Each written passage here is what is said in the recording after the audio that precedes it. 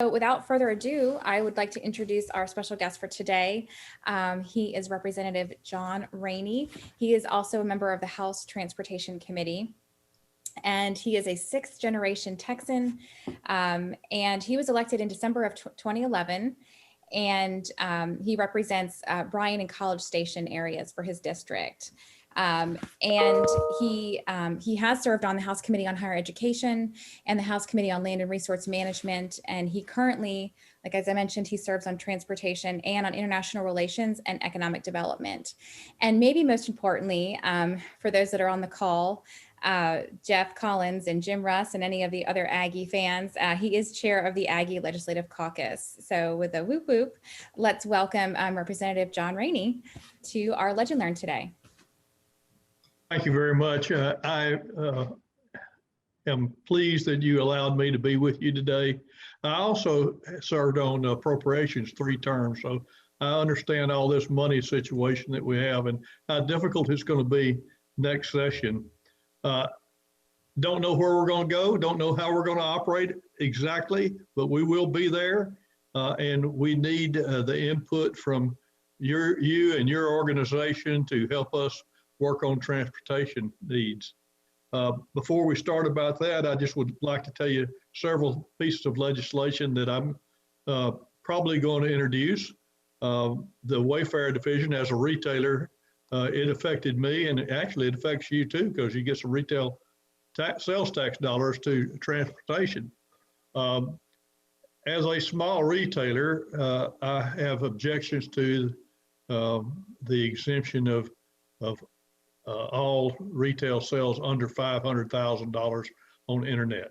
And I just think that's ridiculous. I pay on the first dollar, and all other retailers do too that have brick and mortar stores. So I think we need to be somewhere in a somewhat lower threshold, maybe $25,000. But I understand the reason for the threshold is to keep from blocking people from being in internet sales. But at the same time, I would love to have $25,000 sales in every state in the country. That would, and I would be happy to pay the sales tax in order to get that, if you want to know the truth. I also am interested in telehealth and making sure that Medicaid recipients are able to use telehealth in the future as they have been during COVID. So I'd like to see that just a permanent situation. Bars around here, and they're a big part of any college town, have suffered tremendously, and there seems to be a significant difference in the bars that operate in a restaurant and the bars that operate just as a bar only. I think those differences need to be equalized. I'll put it that way. I don't visit bars very often, so it doesn't really affect me one way or the other, but I have some folks that live in our community who have had bars that have been shut down for basically 6 months now, just got reopened, and they were paying significant rental for their spaces. One guy was telling me he was paying $31,000 a month for his 2 bars, and had been closed. I don't know how he did it, don't know how he can even survive it, but I don't think that's the way we ought to be doing things. I had a Good Samaritan bill last session, which I'm going to reintroduce. It had to do, it was brought to me by college students who were interested in it. They, it was when, I guess when they're using marijuana or something else, they could call the police and get help without being subject to going to jail. And I think that would save lives. And I was interested in it last time, couldn't get it introduced because basically the governor told me he would block it, or at least his staff did, told me that they would veto the bill if it were passed. So I did not introduce it, but I think that it has merit. I don't want anyone to die just because somebody was afraid to make that phone call. I guess back to talking about transportation, as a member of the Transportation Committee and as a former member of appropriations, I sure understand the importance of of transportation as a economic development tool, as well as just helping people get around to and from their businesses. There are two things that I think are the most important elements of economic development, and that's education and transportation. Those two things are by far and away the most important. I've been looking at where we get our transportation dollars. Y'all probably know more about that than I do, but we seem to get most of it from oil severance tax, the fuel tax, and over 50% of it from the federal government. So, and as you know, the fuel tax hasn't been increased since 91, and we know what's happened in that 30 years of time as far as what inflation has done and what fuel efficiency has become more important, all that sort of thing. So we don't have the money that we had at one time to build our highways. I think we need to look at how we do that. I did see that y'all were interested in perhaps a 1 cent sales tax in urban areas, and I guess it would be approved by the voters. And I would tell you that from my experience with my RMA bill for Brazos County last session, it better be approved by the voters or it won't go through the Senate. And not being poking any fun, but let me tell you, if you have any influence in the Senate, you better start using it if we expect to get any additional money or raise any money for highways and transportation, because they are very set on no new taxes of any kind. And at least they were last session. So I would suggest you do your due diligence and talk to folks in the Senate about how we go about funding transportation in a way without any additional revenue. And I think it's ridiculous that we don't consider those sort of things. The other thing that I think needs to be talked about some more, and it may be a urban problem rather than a rural problem, I don't know. But there was a lot of pushback to toll roads in the legislature. And when I come to Houston, I guarantee you I'm going to jump on any toll road I can, because I want to get to where I'm going without stopping at red lights and being backed up. And it seems to work pretty good. So I'm not opposed to toll roads. I know that if we didn't have toll roads in Dallas and Houston, we'd be blocked, jammed up all the time. So those are kind of things I've been thinking about.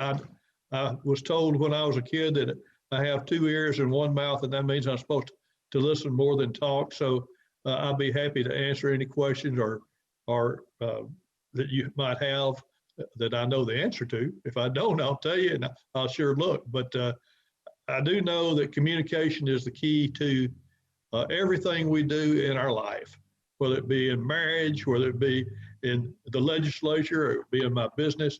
If we don't communicate, we don't accomplish anything. So I'm ready to work with you and communicate with you and listen to you.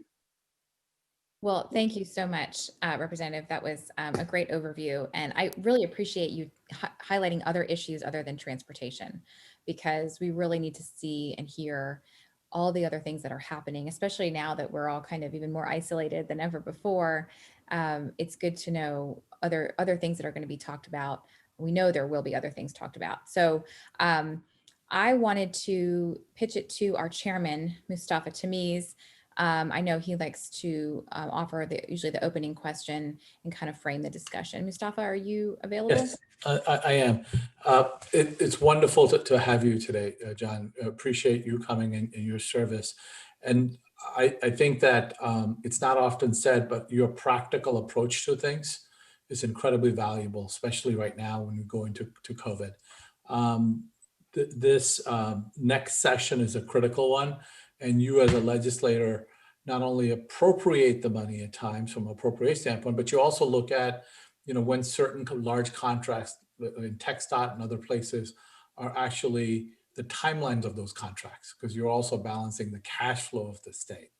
And one thing we wanted to offer you for your consideration as you think about those decisions that'll happen in a session that's, you're going to be far less time for it than ever before.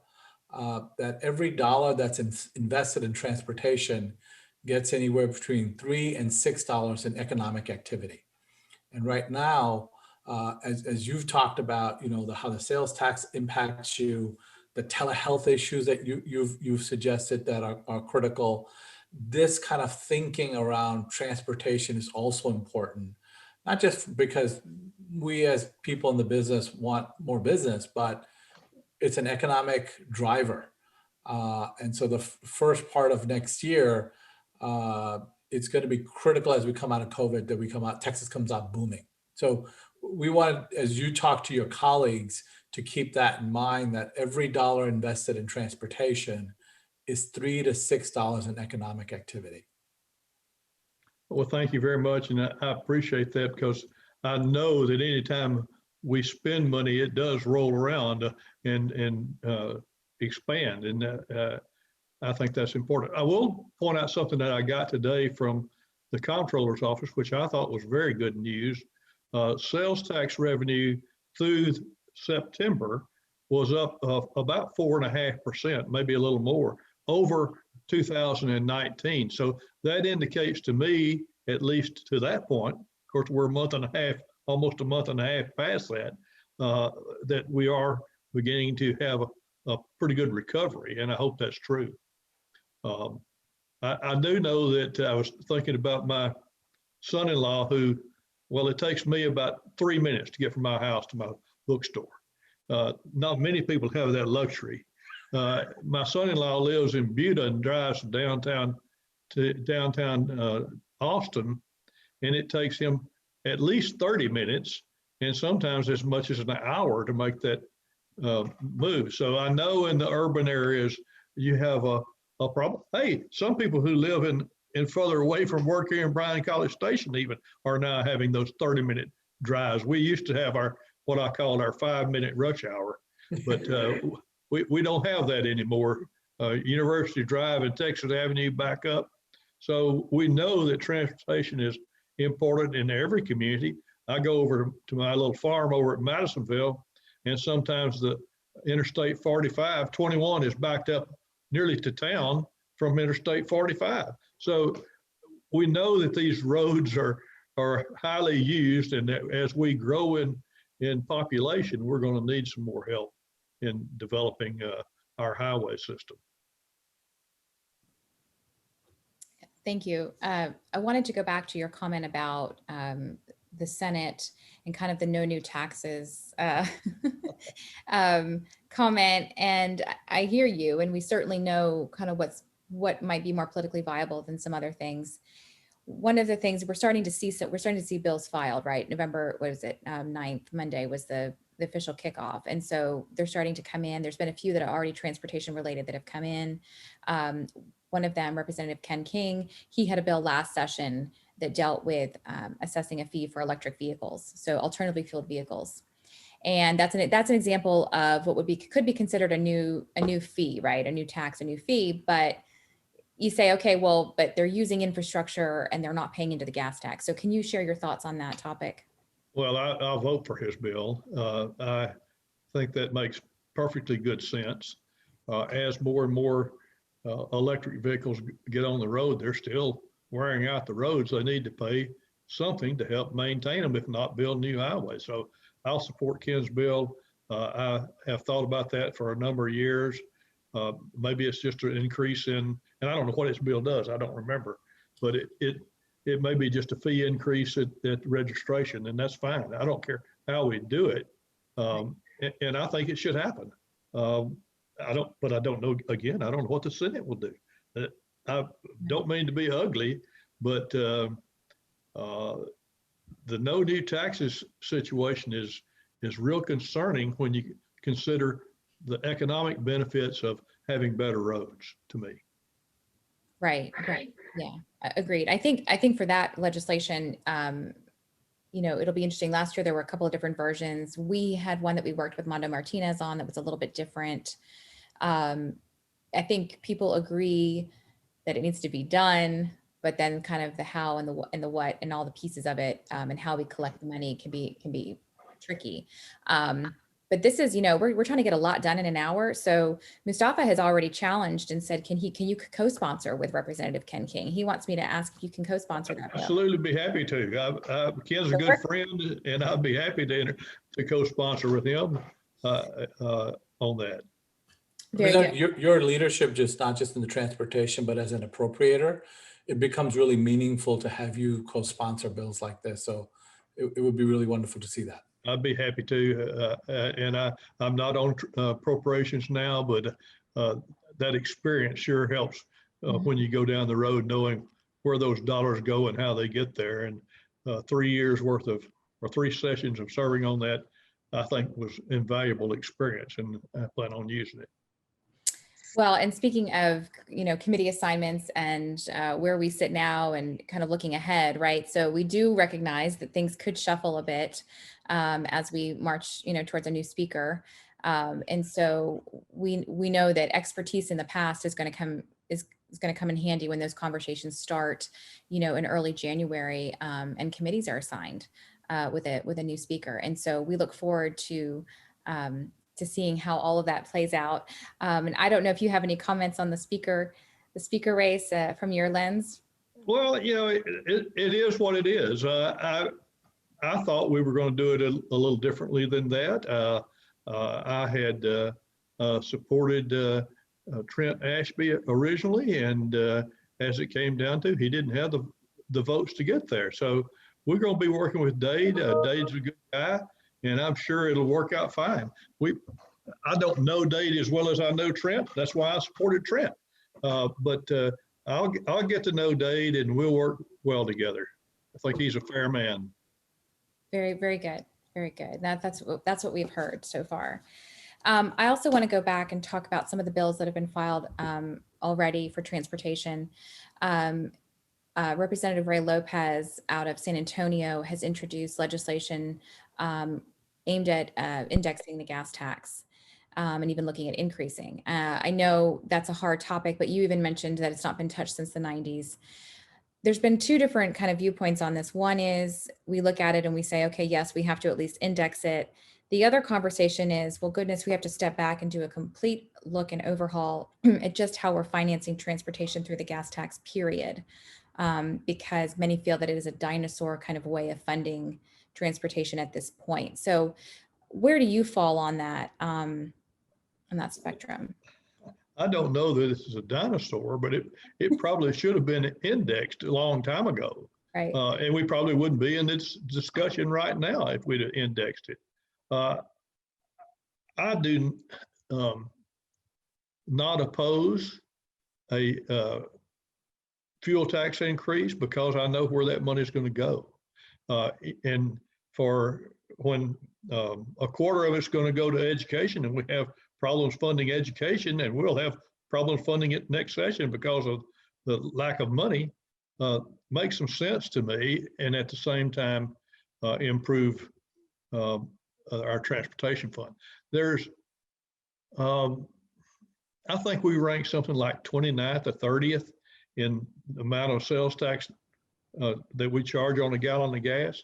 I'm not sure it should be based on a per gallon. Maybe it should be a sales tax or a tax on the dollar amount. I don't know. I'm just throwing out thoughts, because if it's 30 years, if we were to raise it a nickel right now and it's 30 years later, we'd have to go back and say, well, we didn't do enough. We're still sitting here and we don't have the money that we need.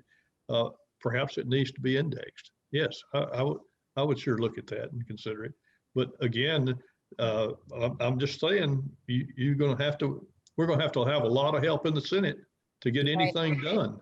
And my RMA bill that I had last session, it was followed the outline of what had been done before. So it would have been an automatic $10 fee. Mm-hmm. And it was turned down because of the $10 fee. So we're coming back this time and saying, okay, we'll take that same RMA bill and we're going to add a voter approval on it before we go anywhere. I hope it gets through under that basis. But it makes no sense to me that we had to do that, because I thought the basis was already there. for it. But when you get to the Senate, they said, we're not going to hear those at fee increases. And so it died. And I'm hopeful that, and I think there were at least 6 or 7 other RMA bills at the same time. So maybe we need to pass a bill that, or amend the bill at some point and say, anybody that wants to create a RMA, they have to get a voter approval and stop all this nonsense of all these special bills for each city or each county. Right. No, that's a great point. And I think, and for those listening that aren't familiar, RMA, Regional Mobility Authority, right? So basically, it's a governing and financing organization that's established to provide funding for projects, make decisions on projects for a region. Is that a fair explanation? I think that's pretty fair. What we really plan on doing, I think, is doing those studies and getting everything lined up so we can move faster down the pipeline, Right. Rather than just waiting and asking for it. And then they do the study and, seems like everything takes forever. Right. We have a project here in College Station to go under Welborn Road at George Bush. And it was a pretty good sized project. It's probably gotten a lot bigger in dollars since Right. it was talked about. I think it was about a $12 million project 10 years ago. And we're still talking about it. It hasn't taken place. Land has been acquired, buildings have been taken down, but the project has not moved forward. It just takes too long, in my opinion, to get these projects going. I know this, I saw a news release from you guys about Interstate 45. I remember, I'm so old, I remember when 45 was built. We lived in Huntsville at the time as a kid, and I rode my bicycle up and down that right of way where they built it. But it hasn't, not much has been done at least in the outside area, outside of Houston, to Interstate 45 since it was built over 50 years ago, really closer to 60 years ago. And we need to be taking care of those. You get stopped on 45, you get backed up on 35, 10. It doesn't make any difference where you are. You have traffic problems if you're on in any of those highways. And we need to make sure that isn't the case. And when you think about trucks moving goods, that even makes it more important to me. Right. Absolutely. So your comment about talking about the RMA, I'm encouraged to hear that you're going to go back and say, okay, we're going to try for it again. We're going to add the stipulation about the local vote. It reminds me of just the general conversation of the local control, right? Local versus state control, and allowing localities to be able to do these things for themselves without having to put the burden on the state or the federal government.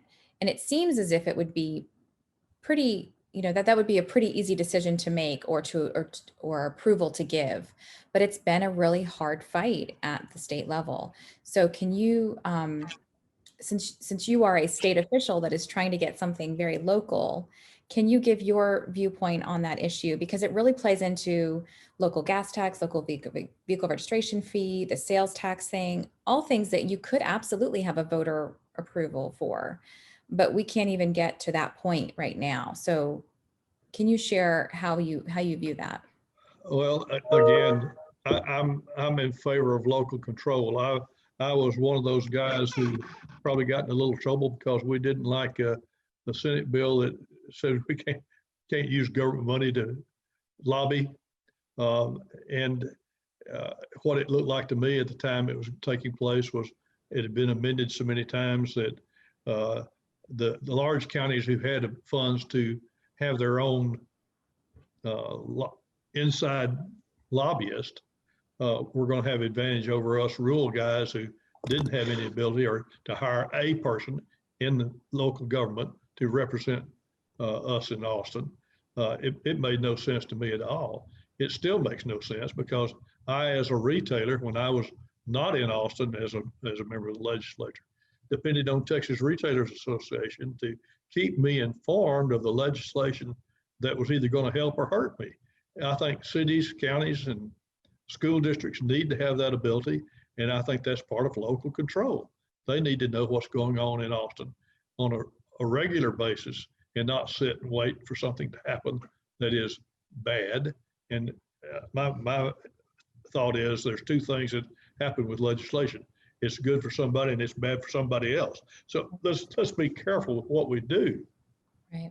But I think local control is something that I truly believe in and will continue to support. If my community were say they wanted to have a 1% tax on fuel to support transportation, I would probably go along with it. And if you get somebody in Harris County to introduce that bill for y'all, I'll be happy to jump on it, because when I come to Houston, I like to get around too.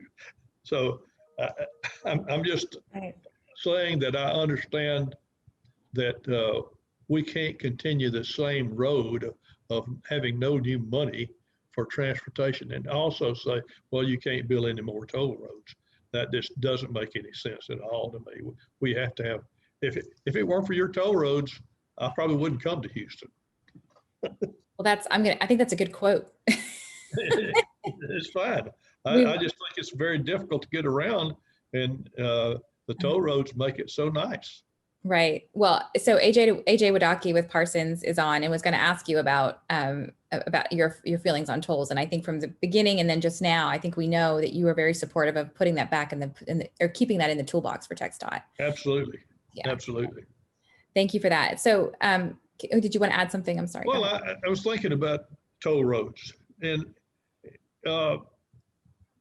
if I recall, not too long ago, TxDOT indicated they're going to spend like $6 billion on Interstate 35 as it goes through Austin. Mm-hmm. Hey, that's over half of what we spend any one biennium. Why don't we toll that and get it financed some way other than through tax dollars?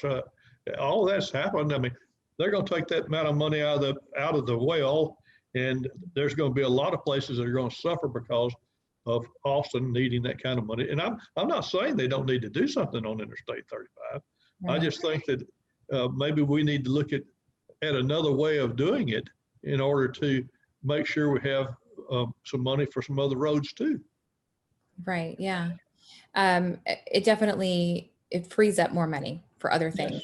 When you have the ability to use additional tools like tolling. So, and I know Jack Drake is on, we were talking about the local option piece.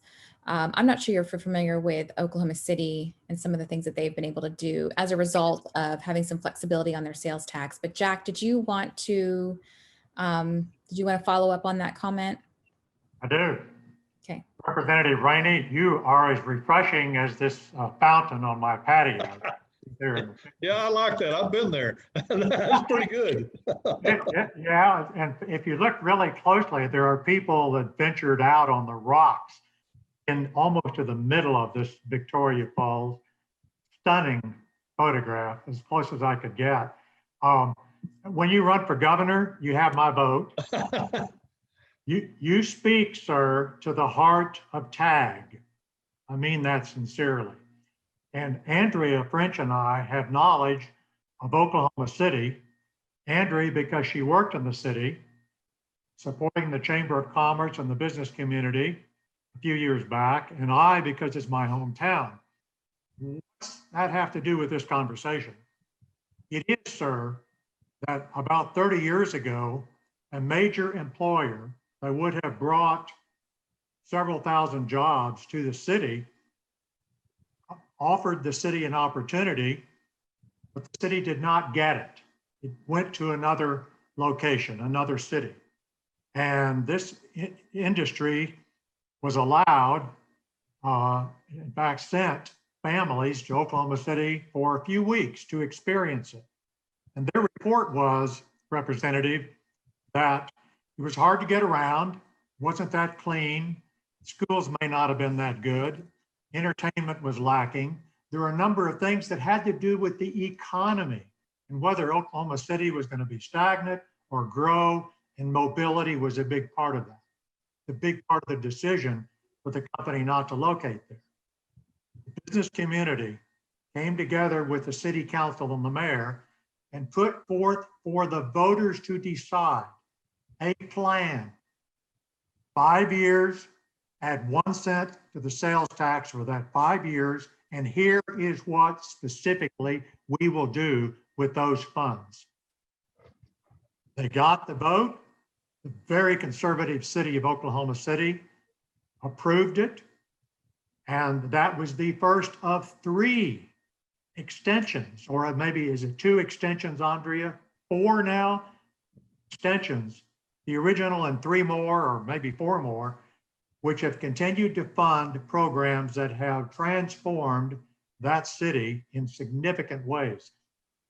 We at TAG believe that there ought to be an opportunity, local control, sir, as you put it so well, for our community to vote on specific projects, a specific period of time, to allow us to, in effect, collect from ourselves and do these kinds of things that we think are essential for mobility and quality of life. Ms. French, do you choose to add to that? That was a great overview. So yeah, I think it really is, you know, a lot of other cities have looked at Oklahoma City, or municipalities and counties, but the stopping point and the detour for them has been the inability to have the state enable the flexibility and the cap on the sales tax, right? You need that first.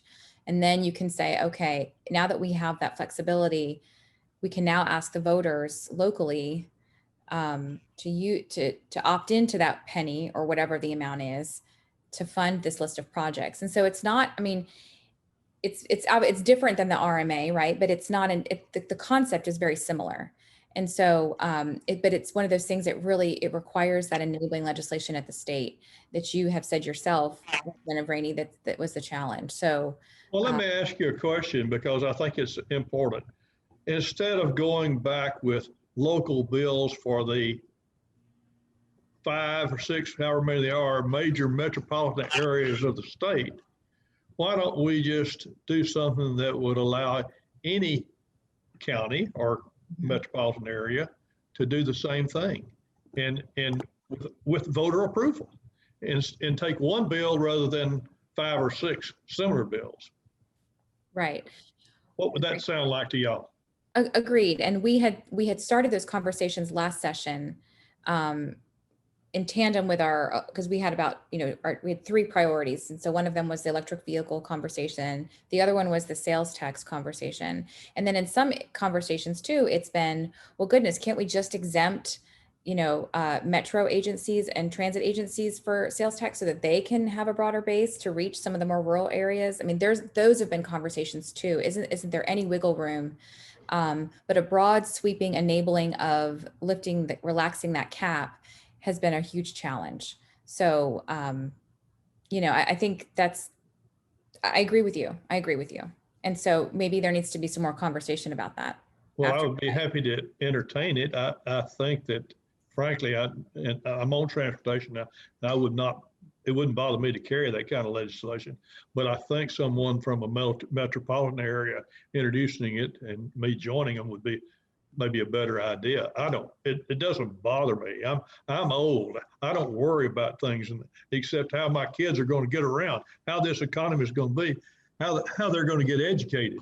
Those are the things that I'm interested in. And this is something that we have to think about. We're talking about, you know, 20, 30, 40 years down the road. We're not talking about today. Unfortunately, we're in a problem today. We need to make sure that we have a solution for it at a later point.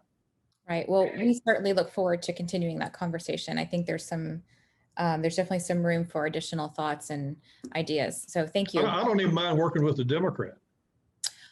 Well, there you go. It's another quote. It's another good quote. It doesn't bother me. Good legislation is good, whether it be a Democrat or a Republican introduce it.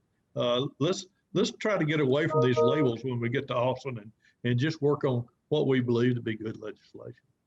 We appreciate that sentiment and that comment. I'm going to tip it to Mr. Jeff Collins, who is also huge Aggie fan. Mr. Jeff, you have a question?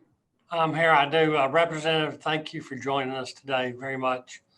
And I do have I would call it a bipartisan question, but it's related more towards rural and urban. And I want to throw out the Texas Central Rail project, which is, Dallas, Houston. There is a stop I have a place in Grimes County, and it's near where my place is. And I have a lot of neighbors opposed to it. I'm in favor of it. It doesn't go through my property. But I know you chaired a subcommittee of transportation to look at it and just sort of get your general thoughts, because it is a kind of a lightning rod sometimes on the urban and rural communities and how it affects those. So. Well, I can tell you that next week you're going to have a definite answer from Ben on that. He's going to tell you he doesn't like it. No doubt there, no doubt. My concern with it was, first of all, eminent domain is a bad weapon. Bad from the standpoint of it's good for everybody except the guy who it's used on. And I think that we've seen that happen. There was a rail yard being built out at Mumford, and they went out there and they had the power to use eminent domain, but they did not end up using it because they paid so much money for that land that those guys said, man, I'm going to take this while I can. And I think that I go back, I was talking about Interstate 45 and being around when that was being built between Houston and Dallas. And we have a little old place that's been in my family for 150 years in Madison County. And my daddy was so afraid that it was going to come through his 144 acres and just tear it up. Well, it went about 3/4 of a mile east of us, and we're still together. But I understand the emotional attachment to rural property. I do. But I also understand the need for maybe some changes. I had a problem with, in my mind, with the railroad, not in concept, but from an economic standpoint. I was never convinced that it was economically feasible to do under the ways that they were suggesting. Maybe I never saw the numbers, but I just thought, I haven't seen Amway, what's the trains up in the Northeast? Amtrak. Amtrak. I was going to call it Amway. Amtrak, yeah. Amtrak never has, it's required federal subsidies all of its life. And I suppose it helps move people, but I didn't want us to get into a situation where we were having to subsidize it. And matter of fact, I think that we passed legislation that said there would be no tax dollars put into that. And that's fine with me. The concept of me going to Rones Prairie and getting on Texas Central to go to Houston doesn't make much sense when I can be there in about at least the edges of Houston within about 1 hour and 15 minutes by driving. And it'll take me 30 minutes to drive to Rones Prairie. I've always been concerned about how you get around after you get to the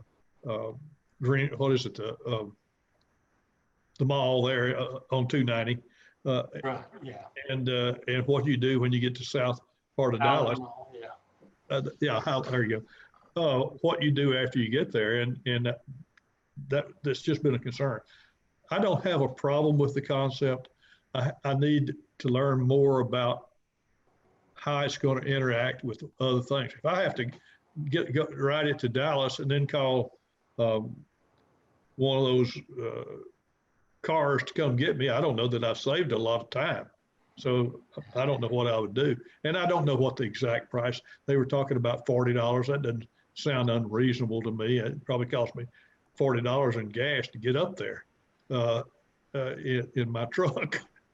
I'll go by car. I can get a, Well, Representative, my place is in Rones Prairie. You just call me and I'll buy you a cup of coffee and I'll taxi you around.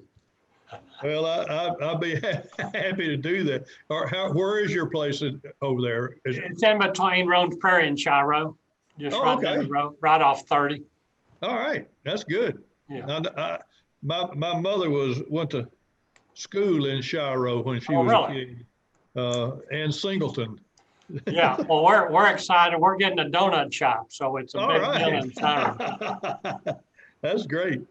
So Jeff just invited everybody else on the call too. I think that's what I heard. Donuts at Jeff's place. Well, time and place. Right, Date. that's right. That's right. So I know AJ Wadaki had a follow-up question on that topic. AJ, are you ready? Yeah, Representative Rainey, thank you. As another Aggie like Jeff, we appreciate you representing God's country up there.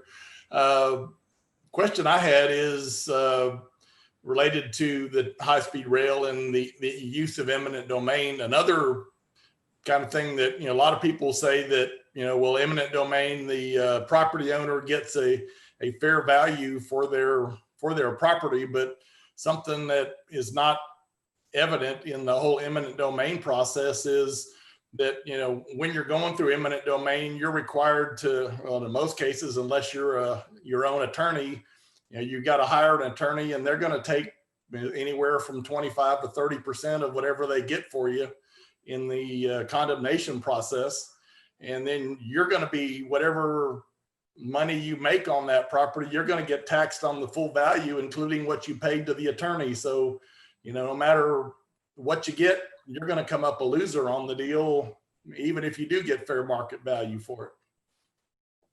So my question is, could there be some type of legislation that, if you're going to be affected by eminent domain, that you wouldn't be taxed on and that's probably more of a federal thing than it is a state, but I would think it would be federal on the income tax side. I know that Farm Bureau and a couple of other groups are looking at studies on what to do about eminent domain. You might talk to the Texas Civil Justice League. Carol Sims runs that, and she's working on that and has been working on it for several sessions. I think you need to talk to her and to Farm Bureau and see what they're proposing for next session. I have not seen that yet, but it's a good source. I understand what you're saying. If you sell your property and have to give it to an attorney, that doesn't do you any good. It's kind of like most everything else we do. The government takes it and then we have to pay them again with taxes. So I can understand that. I suppose you could probably reinvest if you could find any property, but I bet it'd be higher than what you got. yeah, I appreciate it. Thank you for weighing in. You bet. Thanks, AJ. Dr. Lewis is on and also had a question. So Representative Rainey, I love everything you've said today. I must tell you, I'm a professor at Texas Southern University and I'm a UH Coug. So I have to crash this Aggie party, but thank you all for allowing me to crash. Well, we're glad to have you. Thank you. So my question is, and I'll kind of start it off with, at the university, I've been doing work in what's called mega regions. And so the mega regions concept is that, the triangle, Dallas, San Antonio, Austin, Houston, create an economic sort of synergistic location that the world views as one. So while we do all our little planning and activities down here as one, as sort of separate, we really looked at as one. So in my work, what I've learned is that, our big areas have metropolitan planning organizations that have tons of planning tools and the like. But then we have the COGs like you have in your area that don't really have, they have like one or two planners. Whereas if you go to the major urbans, they have 40 planners. And so the folks like from the COGs can't really do the level of detail for transportation planning than the folks in the COGs can do. So I just said it backwards. The people in the COGs can't do the level of detail planning that they can do in the MPOs. And so there are a lot of needs, I think, that are being unrecognized in those areas. And I was in a meeting with Commissioner Laura Ryan, and her suggestion was that we stop kind of talking about urban and rurals and kind of create some terminology that actually shows we really are in this together. Because as you were saying, you travel to Houston, we travel to College Station. But I guess my sort of big point is, has anyone said anything that to you about that, about the fact that locations like yours with just a cog don't have the resources to do the detailed planning that they need to do comparative to what maybe we have in the urbans? Well, I had not thought about it, frankly, and I'm pretty close to the folks at the COG here, but it makes sense. But at the same time, you got what 5 million people in Harris County or so, and we've got 250,000, 260,000, something like that. So per planner, we may not be too much off. I do think though that the areas outside of Houston and probably within 100 miles or better ought to be thinking about what's going on in Harris County, because it's going to affect us. The Aggie Highway, as it's called, I think John Sharp named it. But anyway, it's coming up here from Houston, and when it is developed, it'll make people easier. It'll make it easier to get into Bryan and College Station. Well, we like that, because when you guys from Houston come up here, you usually spend a little money and we get a little sales tax.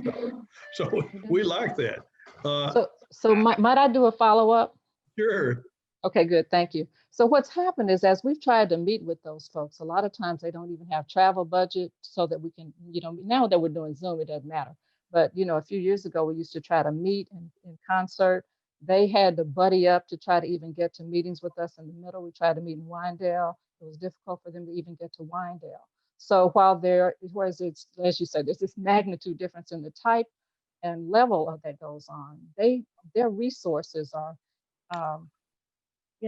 way beyond what we have. So even when we try to work together, it's difficult for them to even work with us because their resources are so strapped. So I really thank you for letting me say that, because you're a person that I wanted to say it to.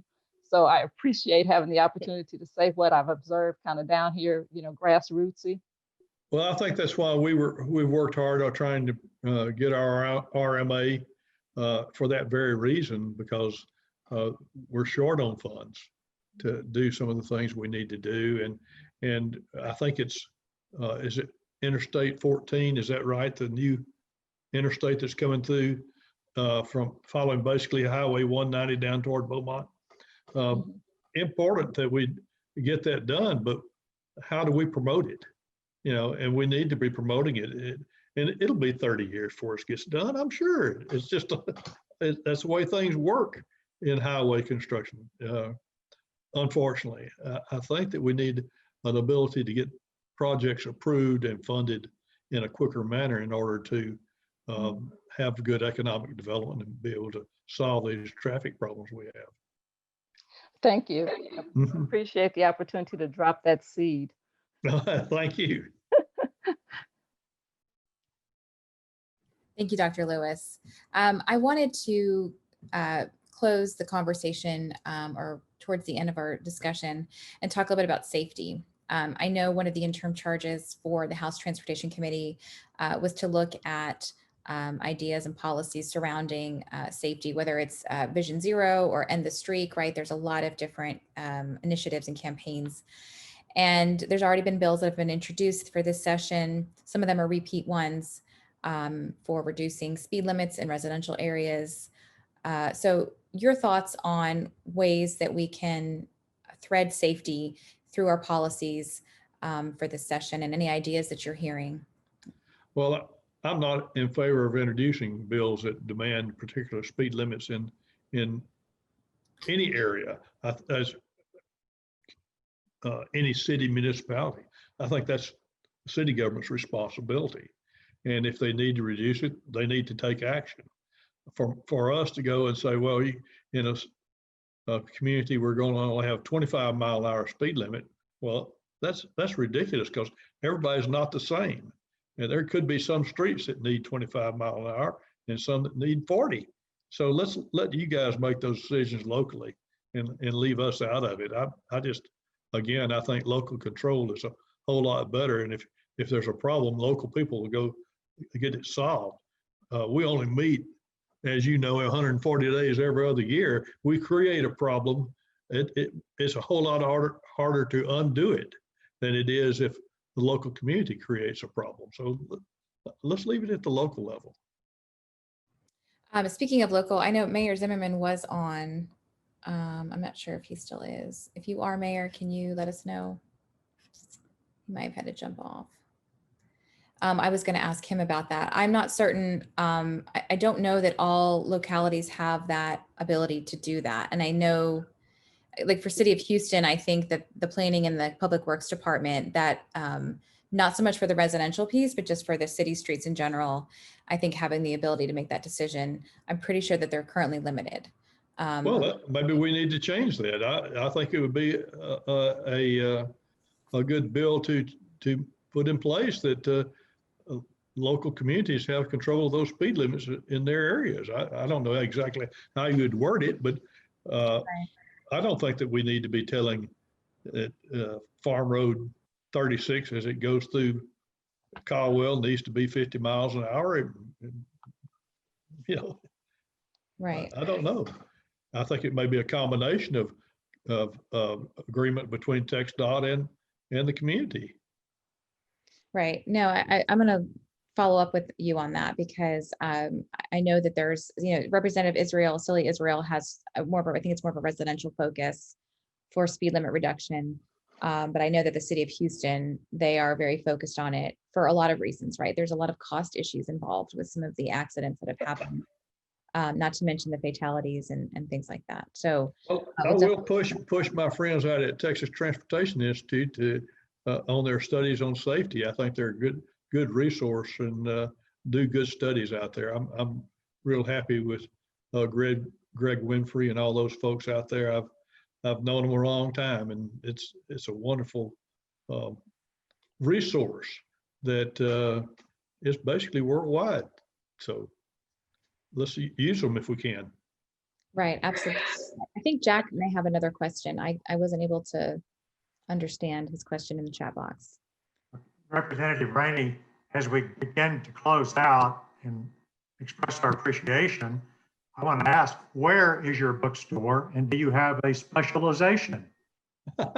Well, my bookstore is at Northgate. I used to sell textbooks for A&M, but frankly, I still call it Texas Aggieland Bookstore, but only books I sell are through a joint resource with somebody online because I can't make any money selling textbooks anymore. So I'm at Northgate, close to the Dixie Chicken. If you've ever been up here for a football game, you probably went to the Dixie Chicken. I no longer selling textbooks. I'm just selling Aggie merchandise and that sort of thing. Might as well advertise. I've got a great website, txag.com. Go on it and look it over. Well, as an Oklahoma Sooner, I'm not allowed to come up there to watch football. Well, we used to play them a lot, and it was fun sometimes and not so much fun sometimes. I feel like, Andrea, everybody is kind of pushing their team. So I want to go for Nittany Lions. Have you ever heard of Nittany Lions? Oh, yes. I think we played them in San Antonio probably about 25 years ago. Oh, There you go. I mean, people around me like to say that I come from, instead of Penn State, they like to call it State Penn. So That's rough. Well, it is called State College, PA, isn't it? it is. It is. Thank you, sir. Too funny. Well, thank you so much, Representative. This has been a really enjoyable hour with you. We definitely have several things to follow up with you and your staff. Is Anna the best person to work with to get? She can either her or Caitlin, either one. But Okay. Anna is she's great. I've had her since I got there, and if Okay. she leaves, I'm leaving. Okay. Good to know. Good to know. Well, thank you so much for your time today and for all of your thoughts and just sharing all of your views on things and just some great ideas. Well, I'm not the typical do nothing guy. I see that. Yes. I like to see change, and I like to see good change. And we need some really big change in what we're doing about transportation. There's no doubt in my mind. Well, thank you so much. And we really look forward to more conversations. We don't know what session's going to look like, but we're going to try to be creative with some of our advocacy. So we look forward to working with Well, do you have my cell phone number? Matter of fact, I'll give all of you my cell phone number. It doesn't bother me. I like calls. I like people to communicate directly with me. And that's okay. They can call Anna. Anna takes care of me, but I'll give you my cell phone number. And it's, I bet Jim Russ has it. It's 979-777-6560. And I'll be happy to respond. That's lovely. I'm going to put that in the chat box too for everybody so they can. Okay. See. Okay. Now, didn't you come up here maybe 10 years ago for something at the Chamber of Commerce? I did. You have a good memory. It was not 10 years ago, but it was close to that. And I got to speak. And that was the first time I ever met you. And I knew you were a transportation fan, a true transportation fan. Yes. You have a great memory. That's amazing. I was going to say, but I was like, he won't remember me. Oh, yeah. Okay. Well, y'all are a fun bunch out there. You are.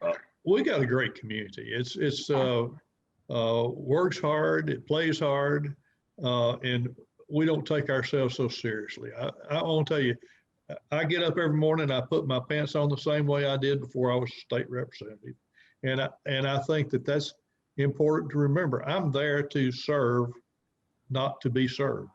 And I truly believe that. And I'm hopeful that I can help you the next session, and we'll look forward to the opportunity. Thank you so much, and stay safe and healthy and all those good things. And we'll talk soon. Thank you, All everybody. right. Everybody have a great rest of the day.